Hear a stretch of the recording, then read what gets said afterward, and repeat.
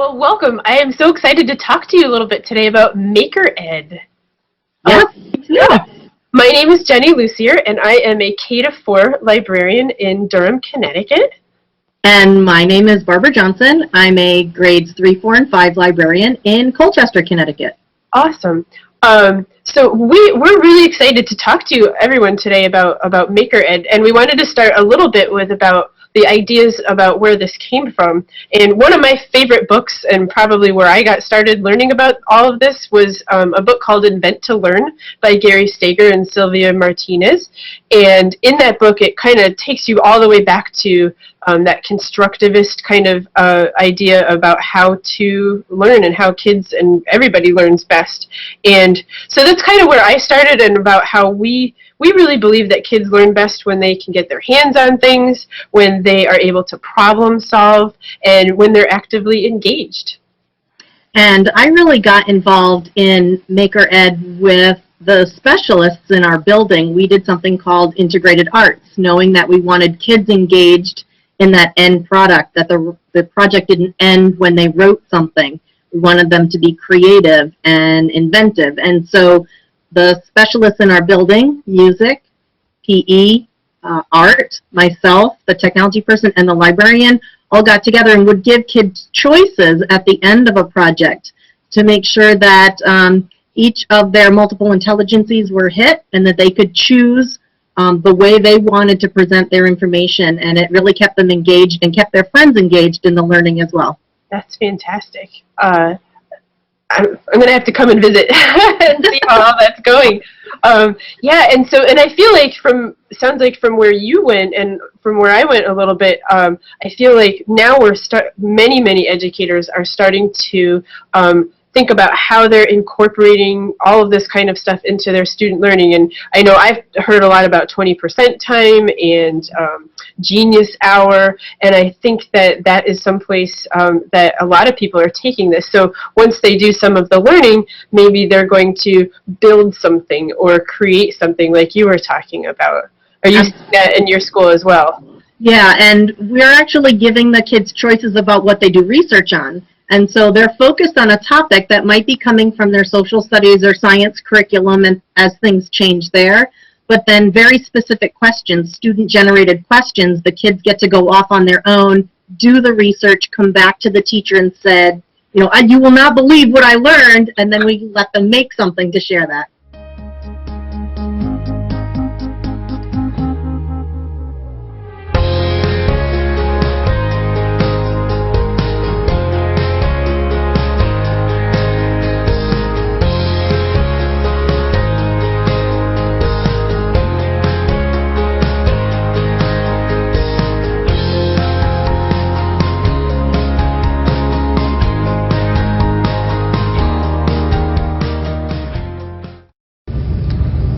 We made a pamphlet, and first we went on the computer to get the research, and then we went to get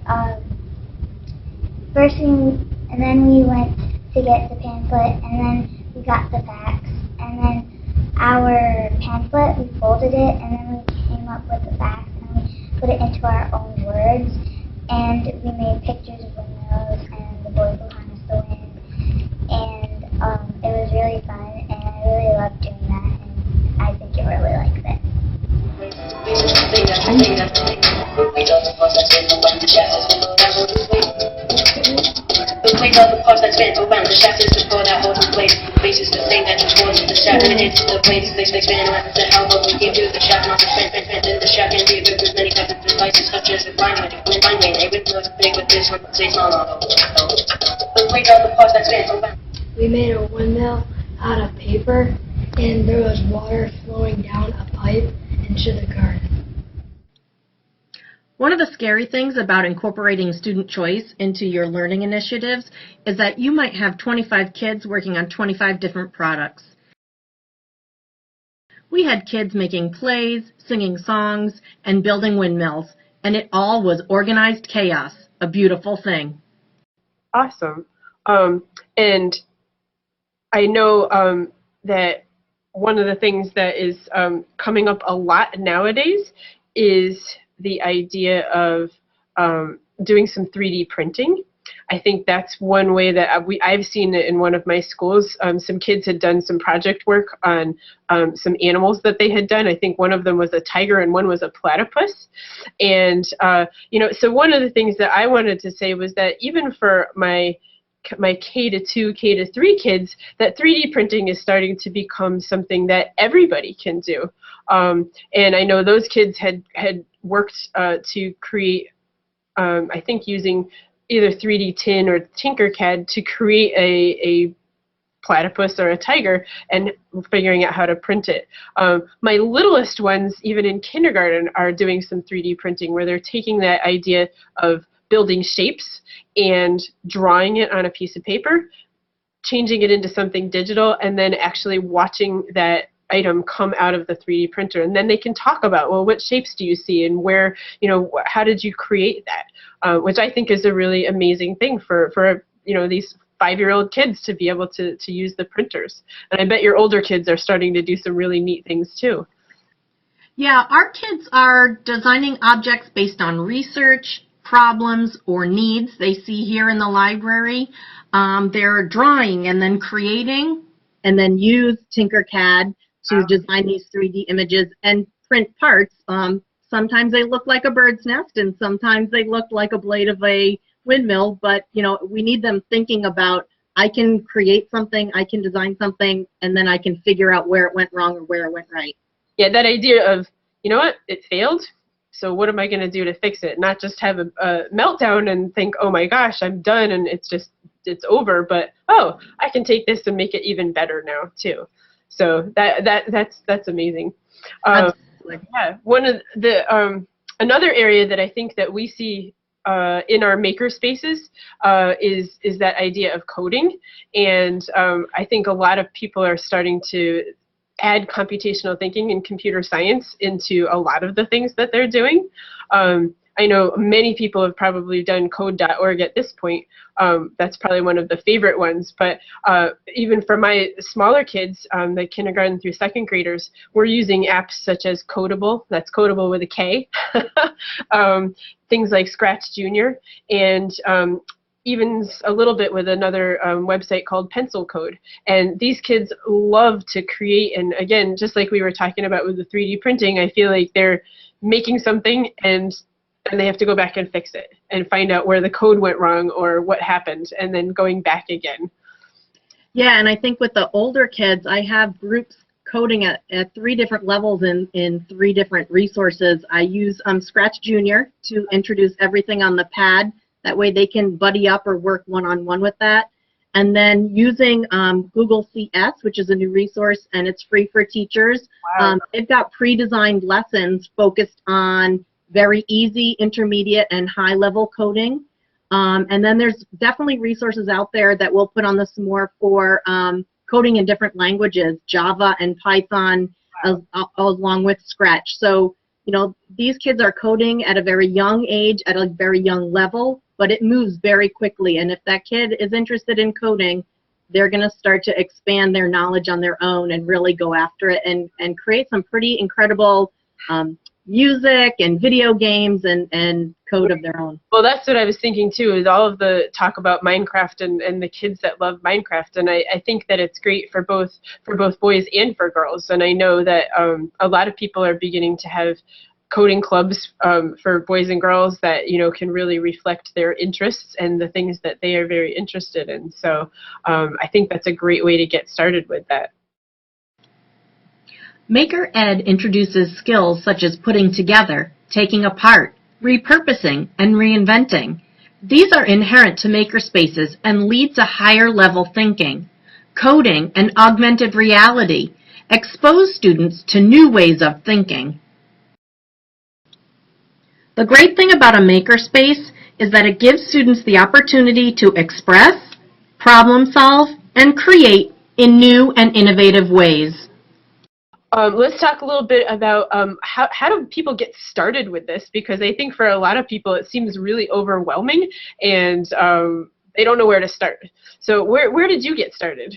Well, I have to be honest, I didn't have a lot of materials here in the library. I had my books and was frowned upon taking those apart. So I went to my trusted teacher's room and found the pile of stuff that people deposit at the end of the year, the paper that nobody wants to write on anymore, or the scraps of construction paper that came from the recycle bucket, and the, you know, the chart paper that's only got 3 pieces on it, and I put it all out on the table. And after the research was done on the windmills, I had kids asking if they could build these things, and I said, well, here's what we have. You've got cardboard tubes and scissors and markers and glue sticks and little wooden dowels, and they really went after it. I was so proud of them, and I'd invested 0 money at that point. I took what they built and wrote myself a grant, and that's how I ended up with my 3D printer, just to show that at this level, kids are making meaningful things. Right. That sounds awesome. And you know, you were saying that you spent no money on this. A friend of mine has also done kind of a similar thing where they asked families, hey, what kind of things do you have around your house? You know, do you have, you know, kids that are grown up and you don't need any more some of these crafty things? You know, bring it on into our library. And I think all of those it's a really quick and simple way of getting started. Cardboard, probably one of the best things that you can use. We'll put an idea on our resource s'more about the cardboard challenge. And you know, kids just, you need a little cardboard and maybe some things to hold it together, masking tape, and kids they just naturally take to that. And I think that's a great way to get started. If you're looking for maybe to spend a little bit of money, some suggestions that I had was something called Makey Makey. It's one of my favorite ones to get people interested because it plugs into your computer and you can experiment with circuitry a little bit. Very safe and but the kids can just experiment. So it's one of my favorite ones. Also going along with that are the little bits circuits, and that you can get different levels of little bits, but that's another one where you can take some cardboard, you can attach some things to the little bits, and things just start happening. And the kids, they love to make, I had kids make little buzzers when they shook your hand, then you hit the buzzer and you went zzz. So there's no end to the creativity, I think, that makerspaces allow us to have.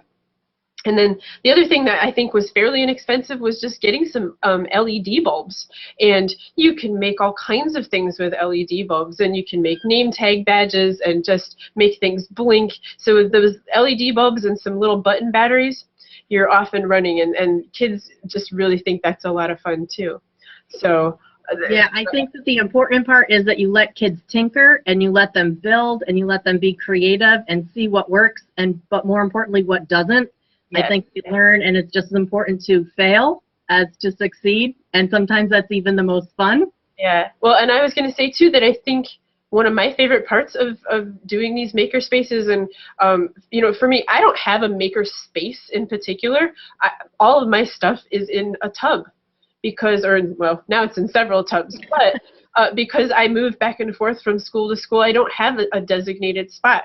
And so if you're in that situation, I know there's lots of folks out there that, you know, don't have a place in particular, but that's a great alternative, and you can take it out, take the tubs out, bring whatever you need in there, and you're ready to go. So it's been a lot of fun learning about some of the things that you guys have been up to. I know we are creating a s'more as well because we had so many ideas to share and so many resources to share. So I think we're going to put that up at the end, the link to that s'more. But I think you're right. I think being able to learn alongside these kids too is also something that makes makerspaces and maker education a really special thing. Yeah, it's very exciting to be involved in library and research and creating at this time. I can't imagine the things that my kids are doing in my school versus, you know, back in the day when I was a girl. Right, I know. It's really lots of opportunities. Absolutely. To take, you know, I think taking something that you dream about and building it is a pretty special thing. So yeah, well, thank you, Barbara. It's been a real pleasure being able to talk with you today. Thank you. Thanks, Jenny. See everybody later. Bye. Bye.